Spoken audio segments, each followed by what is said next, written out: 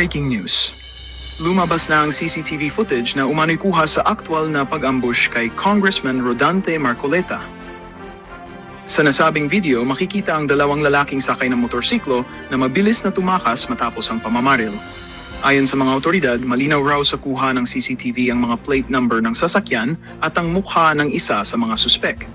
Dahil dito umarangkada agad ang investigasyon at ilang oras lang matapos lumabas ang video, isa sa mga pangalan na nadawit, si dating Senate President Tito Soto.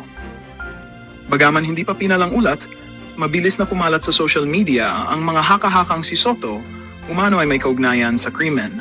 Matapos lumabas ang ilang screenshot mula sa CCTV na pinaniniwalaang magdudugtong sa kanya sa mga suspek. Ayon sa pulisya, hawak na nila ang ilang crucial evidence na magpapatibay sa kaso. Sa ngayon, nagpapatuloy ang malalimang investigasyon habang nananatiling palaisipan kung sino talaga ang nasa likod ng karumal-dumal na tangkang pagpatay. Samantala, nanindigan si Soto na siya ay inosente at walang kinalaman sa insidente.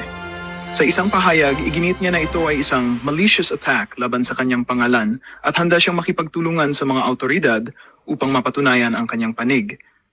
Sa kabila nito, patuloy pa ring nag-aalab ang interes ng publiko sa bagong CCTV footage na maaaring tuluyang magbunyag ng katotohanan sa likod ng pag-ambush kay Marcoleta.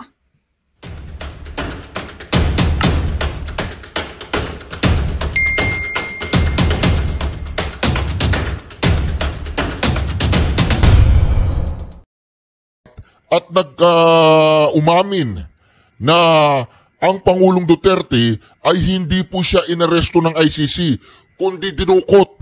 Ang ibig sabihin, kinidnap. Yan po ay nasa administrasyon po yan, nasa gobyerno po yan, kasalukuyan. Siya po ang Philippine Ambassador to the UK. Wala po siyang pakialam kung tanggalin siya dyan o hindi siya tanggalin. Siguro hindi na po niya masikmura. Hindi na po niya masikmura ang kahayupan na ginagawa ng administrasyon ito sa mga Duterte. At dito mga kareaksyon, baka ayaw niyang madamay. Di ba? Baka alam na niya na babagsak na si Bongbong Marcos. Kaya nagsasalita na siya na ganito mga kareaksyon. Kaya mga kareaksyon na nangyayari po sa ating bayan ngayon, talagang nakakarma na sila. Mantakin po ninyo si Tambaluslos na gano'n na siya, nanumpa siya doon sa ICI na inutil naman. Yung ICI na wala namang kapangyarihan, di ba? Kaya mga kareaksyon, ito po sasabihin natin dito. Ano po ang sinyalis na nakikita ninyo na ang isang ambasador ay sasabihin niya na dinukot? O ngayon, sino ang pumirma at sino ang kapangyarihan sa likod ng pagdukot ng Pangulong Duterte? Siyempre si Bongbong Marcos. Di ba, pagkalipad ng eroplano, ang punyeta, nagsalita na po siya doon sa pulpito na kung saan parang isang tagumpay o isang achievement ang pagkakapadala sa Pangulong Duterte doon sa dahig, mga kareaksyon. Kaya dito pa lang ang malinaw na malinaw po mga kareaksyon, isang ambasador ng gobyerno nagsalita na itong si Pangulong Duterte ay dinukot. Balang araw mananagot ang lahat ng mga dumukot sa Pangulong Duterte. Sila po mga kareaksyon sila po mga kareaksyon ay mapapatawan ng kasong kidnapping. Nako. Kaya ngayon mga kareaksyon nakakarma na sila. Hindi na nila alam kung anong gagawin nila kasi gulong-gulo na po ang Pilipinas. Magulong-magulo na po ang Pilipinas mga kareaksyon. Ano pang hindi magulo sa Pilipinas? Araw-araw may welga. Ang mamahal ng... dahil nga sa mga korupsyon lumilindol na Ay ito po mga kareaksyon, pakinggan po natin. Pakinggan po natin itong video na ito mga kareaksyon. Doon po sa... Hindi po yan. Alright, so let's dissect this bombshell from Philippine Ambassador to the UK, Teddy Boy Locsin. Guys, di lang ito basta-basta rant, kundi isang no-holds-barred moral outburst. Walang takot kahit alam niyang pwede siyang tanggalin sa pwesto anumang oras ng Malacanang. Hindi na niya kinayang sikmurain ang lantaran at garapalang pagtataksil sa bayan ng administrasyong Marcos Jr. So let's go point by point sa pahayag na ito ni Locsin. Point 1, Rodrigo Duterte was not arrested by the ICC. He was abducted by Filipinos in the Philippines and handed over to foreigners. O, diba? Malinaw po yun. Dinukot ang Pangulong Duterte at tatawagan ko. Hello?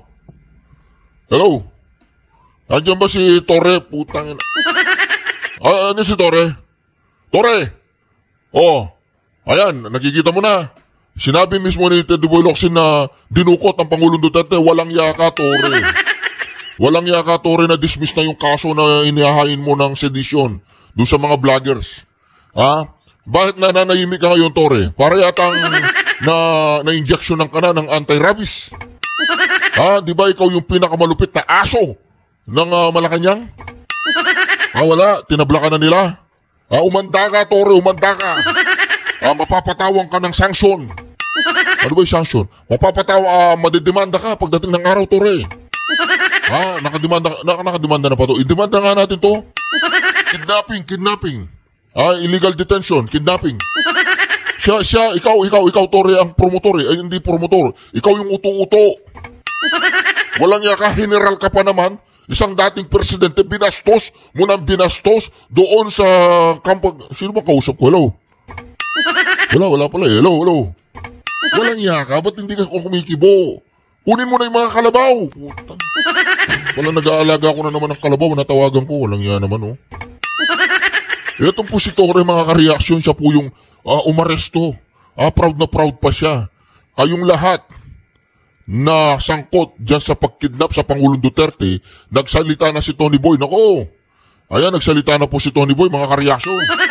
So hindi ito simpleng pahayag, ito'y matinding paratang laban sa sariling gobyerno. Ang ibig sabihin ni Locsin, hindi ang ICC ang talagang may sala dito, kundi mga Pilipinong nasa kapangyarihan mismo ang nagtaksil sa sarili nilang bayan. Ang paggamit niya ng salitang abducted at dinukot ay sadyang mabigat dahil ipinapakita nitong hindi dumaan sa due process o sariling hustisya ng Pilipinas ang ginawa nila kay former President Duterte. Hindi lang niya ipinagtanggol si Duterte, ipinaglaban niya ang dangal ng isang malayang bansa. Point 2, if he is guilty of crimes, we thereby confessed our country's and our state's inability to hold him to account. Sinasabi niya rito na kung totoo mang may kasalanan si Duterte at ipinaubaya natin sa dayuang hukuman, ay parang umamin tayo na inutil ang ating justice system. Parang isinigaw natin sa buong mundo na ang Pilipinas ay walang kakayahang magpatupad ng batas sa sarili nitong mamamayan. Inutil ang aming konstitusyon at ang mga hukuman. Kaya ang ginawang ito ng Marcos administration ay talaga namang nakakadiring pambansang kahihiyan.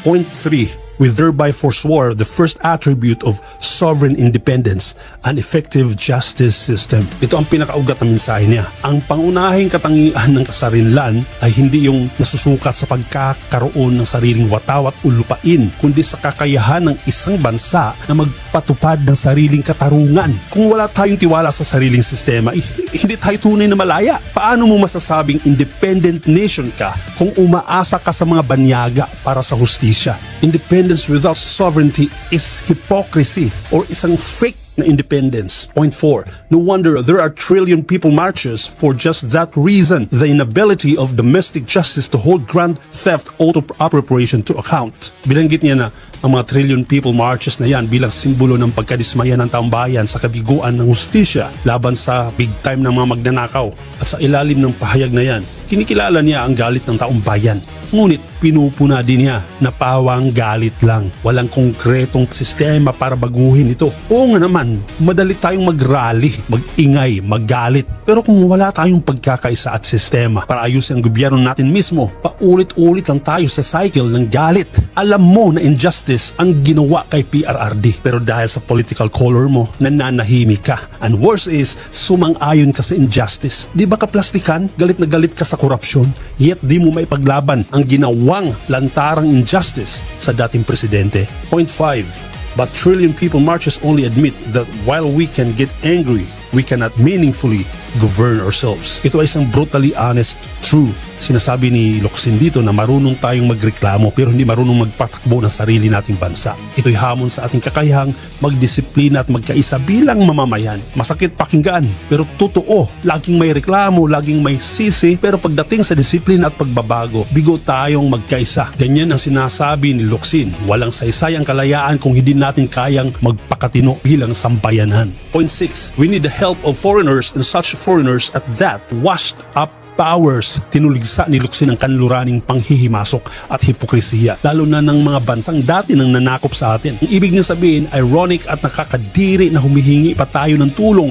sa mga bansang yon, samantalang sila rin ang may madugong kasaysayan ng pang-aabuso sa atin. Mga dating mananakop ng bayan natin, sila pa ngayon ang gusto nating maging tagahatol ng katarungan kay PRRD. Nakakahiya para tayong muling sinakop at yumuko sa mga banyaga. At ang mas malala dyan, ipinaubaya natin sa yung mga laos na, yung mga naghihingalo na International Criminal Justice Entity. Point 7, the idea that foreigners, especially Westerners, can judge us is beyond disgusting. It is treason, the deepest imaginable. Ito ang pinakamabigat na linya. Tinawag niyang treason o pagtataksil sa bayan ang ideya na dayuhan ang magpapasya para sa atin. Hindi to simpleng opinion, ito ay paninindigan para sa pambansang dangal at soberanya. Hindi mo kailangan maging pro-Duterte para ipagtanggol si Duterte dahil ito ay laban para sa karapatan ng Pilipinas bilang malayang bansa. Point 8. It is a confession begging for foreign domination in purely national affairs, and by willing and complicit admission. Dito tinapos ni Locsin sa pinakamalalim na punto, ang mga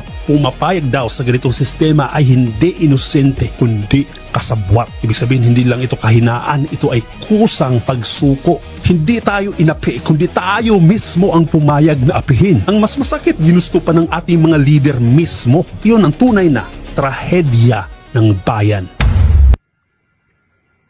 Humanda ka, Bongbong Marcos. Humanda ka sa ginawa mo sa Pangulong Duterte, balang araw magbabayad ka.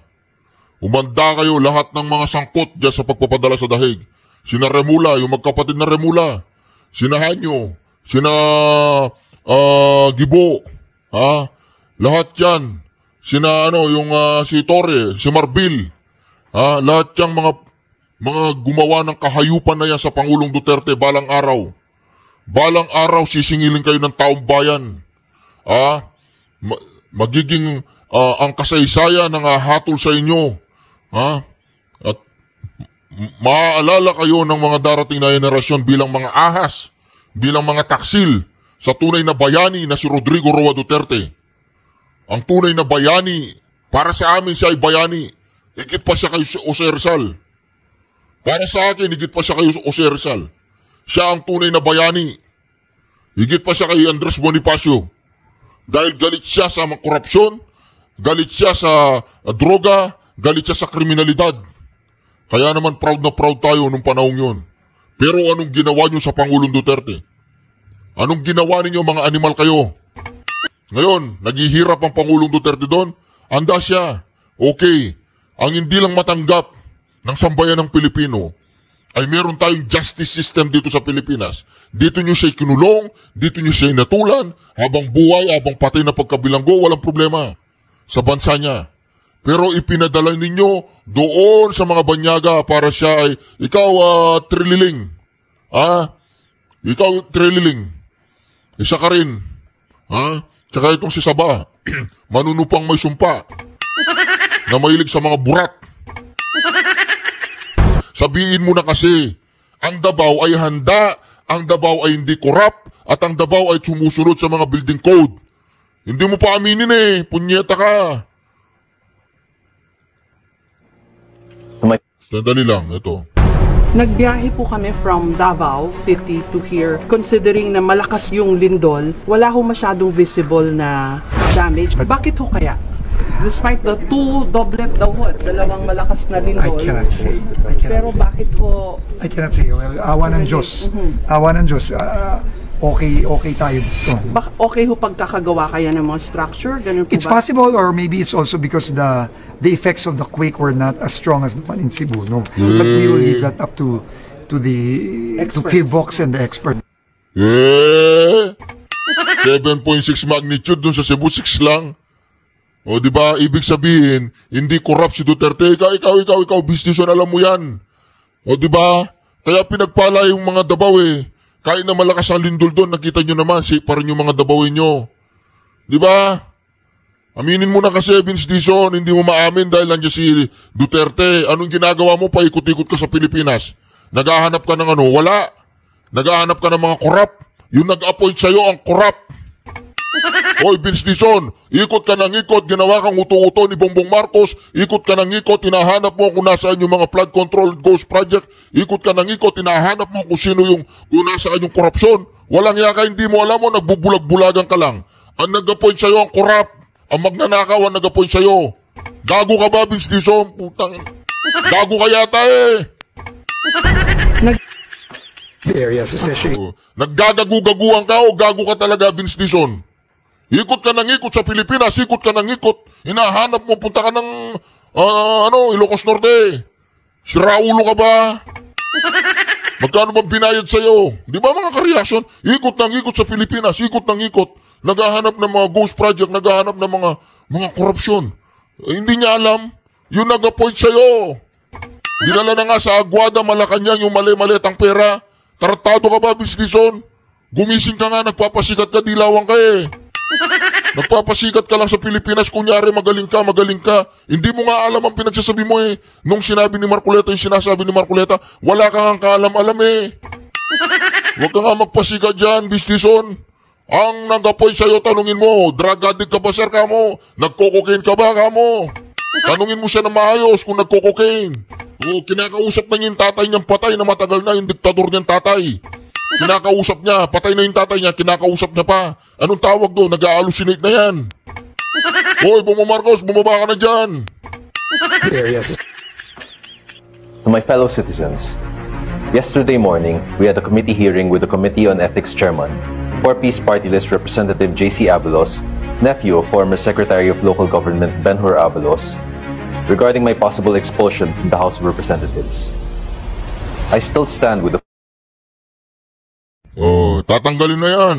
Si Kiko, tatanggalin yan. Tatanggalin yan. Siyempre, hindi matatanggap ni Tambaloslos yan eh. Tatanggalin yan. firm belief that my actions against the corrupt Marcos administration is righteous, and that our country will immensely benefit from his removal. I have zero involvement in the DPWH corruption. Tatanggalin yan si Kiko Barsaga. Okay lang yan, Brad, kung matanggal ka man o hindi ka matanggal dyan, okay lang yan. At least ang buhay mo, alam mo, ang buhay mo ay talagang inialay mo sa bayan. Ang sarili mo ay inialay mo sa bayan. Ay tatanawin namin ng napakalaking utang na loob sa buhay mo yan, Brad. Tuloy-tuloy ka lang. Huwag ka lang magpasindak sa mga dilawang pinklawan na umaalingasaw.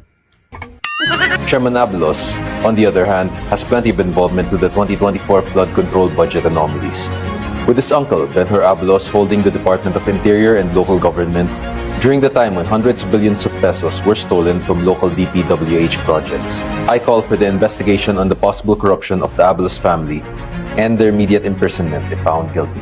Oh, di ba? Ganyan meow lang yan, meow. Marap na po si Tambaloslos dyan sa ICI na yan, na tingin ko naman inutil, no? Inutil yan dahil alam naman natin na yan ay palamuti lang ni Marcos Jr. para sabihin na meron talaga akong ginagawa dyan sa issue ng korupsyon. Pero sa totoo lang, wala na makapangyarihan yan. Wala yung power to subpoena, walang kahit ano. So, wala. Ano lang yan? Sisipot lang yung mga tao dyan. Kunwari nagkaroon investigasyon, tapos hindi naka-broadcast, so hindi natin alam kung ano mga sinasabi ng mga pinapatawag nila. So, in the end, yan, lumalabas na ang magiging finding. Wala pa silang nahahanap na taong gobyerno na po pwedeng makasuhan. No? So, yan na po ang, kumbaga, preview ng mangyayari dyan sa ICI na yan. Pero nakakaintriga, sumipot si Tambaloslos. May daladalang abogado galing dun sa The Firm. At alam niyo naman, matinik naman yan The Firm na yan. Isa sa pinakamalaki at isa sa pinaka-influential na law firm dito sa ating bayan. No? At obviously, kumuha na ng abogado to si Tambaloslos at naghahanda na sa isang legal battle dahil alam niya marami siyang kasong harapin. At lumutang ang pagiging state witness ni Tambaloslos. Ibig sabihin, siya ay willing na magsalita kapalit ng hindi siya mapaparusahan. Now, syempre maraming mga, hindi ata po pwede yan na nakinabang ka na husto sa pangungurako tapos ngayon ikaw ay walang kaparusahan. Well, hinay-hinay muna tayo. No? Una, pag-aralan muna natin, pag-usapan natin, ano ba ang sinasabi ng batas para maging state witness. Okay, yung pagiging state witness po, ito mga requirement. No? Kinakailangan po, wala ng ibang direktang ebidensya na magpapatunay ng pagkakasala ng isang akusado at dahil nga dito sa mga flood control projects to, tungkol dito sa plunder na may kinalaman sa pangungurakot ng pondo para sa flood control at sa mga infrastructure. Tapos yung testimonya ng witness, si Tambaluslos, kung gusto niya mag-state witness, ay po pwede makorroborate. Okay? Pangatlo, pang-apat, yung accused does not appear to be the most guilty, ha? So yan ang pinakamahirap na dapat na malusutan ni Tambaluslos. At panglima, hindi pa nako-convict yung akusado sa kahit anong krimen involving moral turpitude. So, isa-isahin natin. Okay? Now, depende kasi, mga kababayan, kung ano ang teorya. Kung ang sasabihin ni Tambaluslos, siya ay sumunod lang sa utos ng Marcos Jr. na mangurakot sa pamamagitan ng mga flood control projects. At kung talagang mapapatunayan yung ganyang utos sa kanya, well, posible na siya ay makapasok as a state witness. Nako mga ka-reaction, yan pa po ang pinaka masalimu dyan. Yung magnanakaw, yung tulisan, yung nagkamal ng mga mali-malitang pera, siya pa yung magiging state witness, putang ito. Ano nangyari sa ating bayan? Bakit ginagawang parausan ng mga magnanakaw? Di ba mga ka-reaction? Mapapamura ka na lang eh. Eto pa ang nadiskubre. Pati pala yung mga barracks na mga sundalo at iba pang mga paggawain para sa mga sundalo ay... Ayan, hindi ko nakakayanin yan, Nelson. Ganun din. Hindi ko na ano yan. Hindi ko na... Pati gamit ng mga sundalo. Anong ginawa? Pinatungan din o binawasan ng pondo? Paano ginawa nila dyan? Mukhang... Ako, maghahasa talaga ako ng gulok dyan, Nelson. Mukhang na-ghost project dyan. Totally, wala. Wala. Completed? Nireport na completed. Pagtingin, wala. Ayaw na mga sundalong gamitin sila sa ganyan. Siguro, Jen, di ba yung PMA nandyan sa Baguio? Tama. Baka kaya siguro lumindol. Yan, Nelson, ako'y nanginginig ako sa bagay na yan. Mantakin mo, DPWS flood control. Tapos pangalawa, Farm to Market Road. Ghost din ito. Pangatlo, pati barracks, ng sundalo. Para sa mga sundalo, ganun din. Paano natuklasan? Saan naman na Bulgarian? Na-discover. Doon pa rin sa budget hearing. Abi talaga naman. Kasi siyempre, tingnan yung budget nyo. Ito, meron kayong 15 billion pesos na pondo. 15 billion pesos? Oo. Okay. Ang project ay kung tawagin ay TICAS. Ha? TICAS. Tama, mga sundalo talaga. TICAS talaga yan. Oo. Project TICAS. TICAS. Pero ang ibig sabihin yan ay tatag ng infrastruktura para sa kapayapaan at seguridad. Nako.